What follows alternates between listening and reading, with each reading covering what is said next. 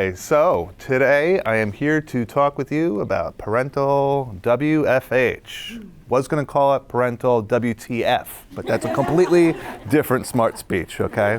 Although there's some similarities. So work from home is, the struggle is real. That's the subhead, because this is a very true problem in my own personal life. There are some parents here, and for those of us who are not parents, think of this as birth control.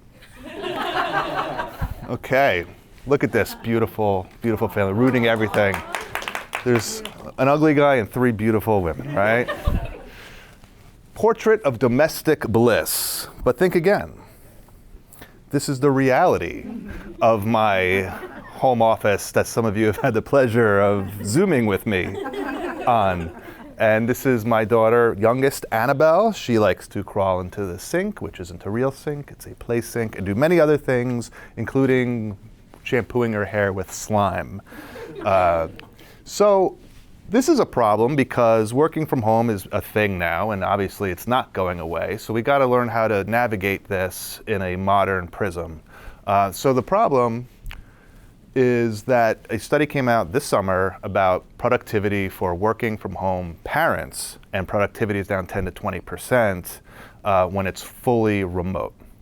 When it is a hybrid situation, it's more of a flat problem. It's neutral. It doesn't improve productivity, but it's not really worth, moving the needle on as far as a complaint. So there is some hope for that, and that's from the Stanford Institute of Economic Policy. Beyond the productivity and workforce issues, there's a mental health concern. Also, parents are very sleep deprived already, but this gives them additional distractions. They have to work off hours to try to find a time to have their meeting, to run an errand, to a quiet place to write. And it becomes kind of like, you're writing in the middle of the night almost, which is also not always the safest time when you have kids, because they like to wake up in the middle of the night. So there's no real cadence to it. You're always out of rhythm. So why even bother hiring parents if they're always tired and depressed and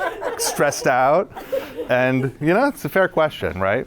But fear not. There are some things we bring to the table. We come pre-humbled. This is important.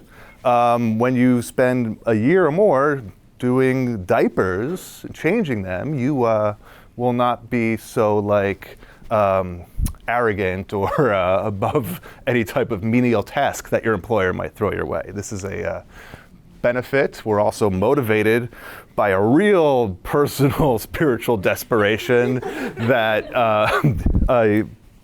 just kind of off the top of my head, a young millennial might not feel the same pressure, and they'll be going backpacking across Europe for a summer, and you have that type of thing that you're competing against, whereas a parent is actually responsible for putting food on the table, and it's just a different type of pressure and priorities.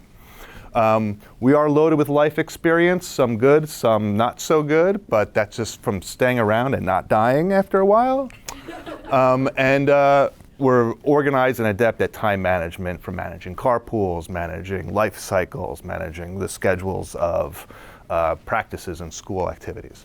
And then this is another interesting point that I found in the client service business like us. We deal with many other parents on the client side, and whenever you can kind of throw a reference that you would not believe what happened at T-ball last weekend, they are like, I know, right? And you can connect with them on this weird personal level that not everybody gets. So that's just one thing that you want to, it's good to have that, arsenal on your personnel. So that's a few reasons why we're not completely worthless, okay? So what can be done? Because this is a hybrid, kind of a two-part challenge, I think it requires a hybrid solution. Number one, the commercial real estate industry, which we are dedicated to advancing. What can be done within an office amenity, and that would be building it to be more parent-friendly and specifically kid-friendly.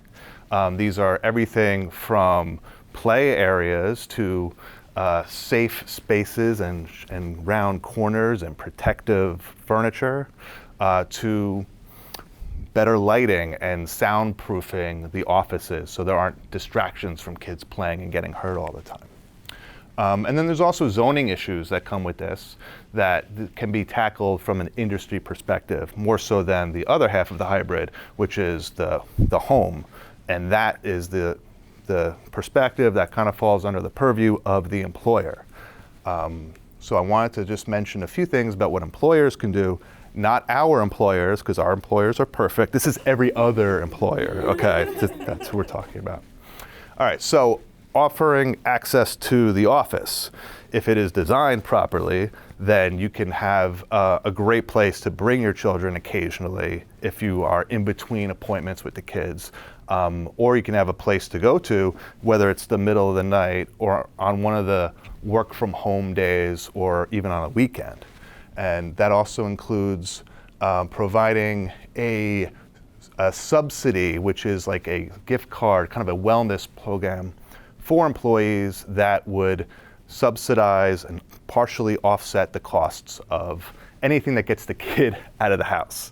Okay, so it's activities, it's summer camp, it's after school daycare, it's the Boys and Girls Club.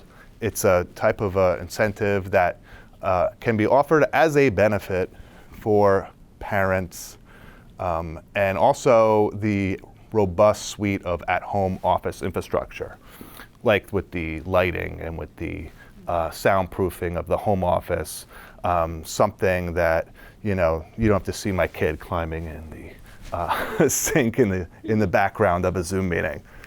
And that's it. After all, we did it for the millennials. Remember this? In Silicon Valley, they were so set on putting slides in the lobby, we could at least put some Legos in the corner. And that is it. Thank you very much.